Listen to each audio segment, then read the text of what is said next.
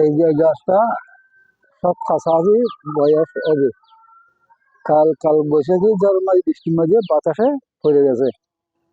এই এখন এই গাছের বলে সমস্যা হয়ে মানুষের অনেক কষ্ট হয়। এই গাছটির বয়স মিনিমাম 70 থেকে 80 বছর হবে আর কি, ধারণা মতে আর কি, সবার ধারণা মতে। তো গত রাত 3:30টার দিকে গাছটি মানে কাল বৈশাখী ঝড়ের কারণে ভেঙে পড়ে গেছে। তো রাস্তার ক্ষয়ক্ষতি মানে যেমন দোকানপাটও ভেঙে গেছে, অল্প স্বল্প ধান ক্ষেতও নষ্ট হয়ে গেছে। তো এই গাছটা যদি একটু মানে ইয়া করে দিলে, জনগণ চলাচল করতে পারতেছে না, গাড়ি ঘোড়া চলাচল করতে পারতেছে না, তো সবাই মিলে যদি একটু ইয়া করতে পারেন তাহলে একটু ভালো হয় আর কি। 10,000 দিয়ান ধোয়া না।